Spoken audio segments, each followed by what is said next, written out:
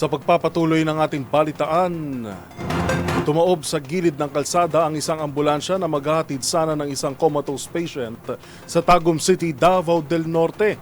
Yan at iba pang rumarapidong balita mula sa probinsya, hatid ng iba't ibang istasyon sa ilalim ng MBC Media Group.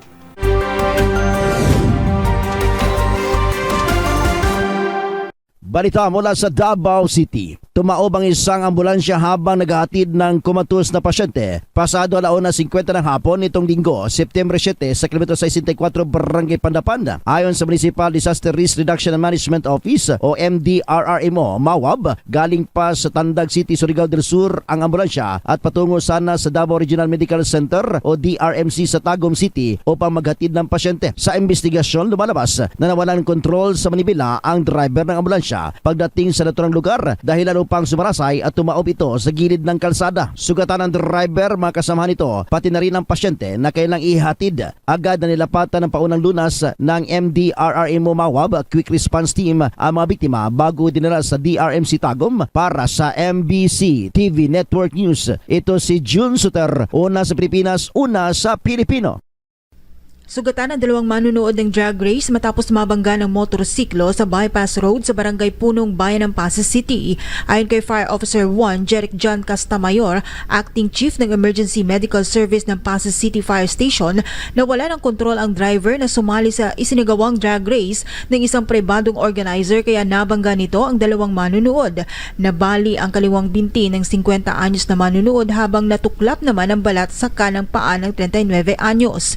Nawala ng malay ang driver ng motorsiklo pero hindi ito nasugatan dahil may suot na helmet. Agad na isinugod sa ospital ang mga biktima.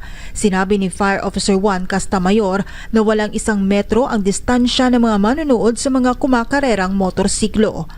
Para sa MBC TV Network News, ito si Jocelyn Make ng Action Radio Iloilo, una sa Pilipinas, una sa Pilipino. Ito mismo ang kinonfirma ni Colonel Erwin Lamson, spokesperson ng 3rd Infantry Division ng Philippine Army na isang miyembro ng Civilian Armed Forces Geographical Unit o CAFGU na hindi muna pinangalanan ang sugatan matapos nangyari ang inkwentro ng 94th Infantry Battalion at mga miyembro ng New People's Army o NPA sa Sitio Baclao, Barangay Tanawan, lungsod ng Kabangkalan, Negros Occidental. Ayon kay Mayor Benji Miranda ng Kabangkalan City, apektado sa nasabing inkwentro ang 116 na mga pamilya o umabot sa 460 na mga individual mula sa 4 na mga sityos ng Barangay Carolan. Ito ang Sitio Balao, Palawis, Alambihod at Sitio Bulusan. Sa ngayon, pansamantala ang mga binigyan na ng pagkain at kailangan ang mga evacuees sa mga evacuation centers ng nasabing lungsod. Para sa MBC TV Network News, ito si RH46 Rex Cantong para sa DZRH, una sa Pilipinas, una sa Pilipino.